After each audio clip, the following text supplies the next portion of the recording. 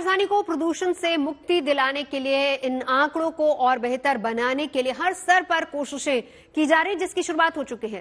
दिल्ली सरकार ने इस बार प्रदूषण को काबू में रखने के लिए विंटर एक्शन प्लान का काम शुरू कर दिया और इस प्लान में सरकार ने दिल्ली में पोल्यूशन को कंट्रोल करने के लिए 15 टारगेट्स रखे हैं। पहला पॉइंट है कि हमने 13 हॉटस्पॉट्स आइडेंटिफाई किए हैं जहां पोल्यूशन ज्यादा होता है। हर हॉटस्पॉट के लिए एक स्पेशल एक्शन प्लान बनाया गया है और उसके लिए एक वॉर रूम बनाया गया है। 13 स्पेशल टीम्स बनाई गई हैं और वहां पे पोल्यूशन को डाउन रखने के लिए स्पेशल फोकस किया जाएगा। दिल्ली में पराली जलाने को कम करने के लिए पूसा द्वारा बनाया गया बायोडिकम्पोजर पिछले 3 सालों से हम इस्तेमाल कर रहे हैं। उसके नतीजे काफी अच्छे आए हैं। पिछले साल हमने 4400 एकड़ में बायोडिकम्पोजर का इस्तेमाल किया था। इस साल 5000 एकड़ में बायोडिकम्पोजर का इस्तेमाल किया जाएगा। डस्ट पोल्यूशन को कम करने के लिए कई सारे स्टेप्स उठाए हैं। एक तो ये जो कंस्ट्रक्शन साइट्स हैं, उन कंस्ट्रक्शन साइट्स पे निगरानी रखने के लिए स्पेशल टीम्स बनाई गई हैं। 591 टीम है। 500 स्क्वायर मीटर से ज्यादा निर्माण साइट्स वाले डस्ट कंट्रोल करने के लिए उनको वेब पोर्टल पे रजिस्टर करना पड़ेगा और 5000 स्क्वायर मीटर से ज्यादा का अगर कोई कंस्ट्रक्शन साइट है तो उन्हें एंटी स्मॉग गन लगाना अनिवार्य होगा। सड़कों पे भी जो सफाई करते टाइम धूल उड़ती है उसके लिए 82 मैकेनिकल रोड स्वीपिंग मशीन्स लगाई गई हैं। 530 वाटर स्प्रिंकलिंग मशीन लगाई गई हैं और 258 एंटी स्मॉग गन सड़कों के ऊपर चलेंगी विंटर के दौरान। जो व्हीकल से पोल्यूशन होता है उसको कंट्रोल करने के लिए पीयूसी सर्टिफिकेट्स की जांच करने के लिए और 10 साल से पुराने डीजल व्हीकल और 15 साल से पुराने पेट्रोल व्हीकल्स को प्रतिबंध के कंप्लायंस के लिए 385 टीम्स गठित की गई हैं।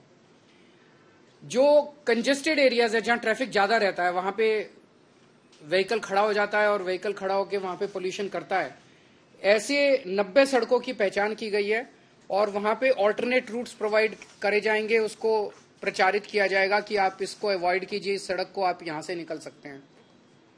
खुले में कूड़ा जलाने पे प्रतिबंध है और 611 टीमों का गठन किया गया है जो इसके ऊपर निगरानी रखेंगी। मैंने जैसे कहा कि 1727 इंडस्ट्रियल यूनिट्स हैं रजिस्टर्ड जो कि अब पीएनजी नॉन पोल्यूटिंग फ्यूल का इस्तेमाल कर रही हैं। इसकी निगरानी के लिए 66 टीमों का गठन किया गया है। एक ग्रीन वॉर रूम बनाया गया है 24 घंटे जिसके जरिए निगरानी रखी जाएगी। ग्रीन दिल्ली ऐप जो लॉन्च किया गया था उसका बड़ा सक्सेसफुल रिस्पांस रहा है। 3 साल पहले लॉन्च किया गया था। इसमें लगभग 70,000 शिकायतें आई जिसमें से 90% 63,000 शिकायतों का निपटारा कर दिया गया है। हम दिल्ली के लोगों को अपील करेंगे कि एंड्रॉयड और iOS के ऊपर ये ग्रीन दिल्ली ऐप है उसे जरूर डाउनलोड करें और कहीं भी किसी भी तरह की अगर दिल्ली में प्रदूषण करती हुई एक्टिविटी दिखाई दे उसको इस ऐप पे भेजें, हम उस पर तुरंत कार्रवाई करेंगे। Real time source apportionment study IIT Delhi और डीपीसीसी के साथ की जा रही है और उसके लिए राउज एवेन्यू में सर्वोदय बाल विद्यालय में एक सुपर साइट बनाई गई है। उसके जो डेटा है उसके साथ उसको इस्तेमाल करके हम जगह जगह एक फोकस्ड तरीके से एक्शन बना कर पाएंगे। पटाखों के ऊपर फिर से इस साल प्रतिबंध लगाया गया है और ग्रीन कवर बढ़ाने के लिए टोटल 1 करोड़ से ज्यादा नए पौधे लगाए जाएंगे जिसमें से 52 लाख पौधे दिल्ली सरकार लगाएगी। इको वेस्ट के लिए ई वेस्ट के लिए 20 एकड़ जमीन पे होलंबी कला में एक ई वेस्ट पार्क बनाया जा रहा है और उसमें गति तेज लाने के लिए कंसल्टेंट की नियुक्ति कर दी गई है। जन जागरूकता अभियान चलाया जाएगा जिसमें run against pollution, red light on गाड़ी ऑफ, ये सब कैंपेन्स चलाए जाएंगे। पोल्यूशन कोई बाउंड्रीज नहीं देखता। हरियाणा की हवा इधर दिल्ली आती है, दिल्ली की हवा यूपी जाती है। तो आसपास के सभी स्टेट्स के साथ मिलके हमारी कोशिश है कि हम पोल्यूशन की पोल्यूशन को कम करें।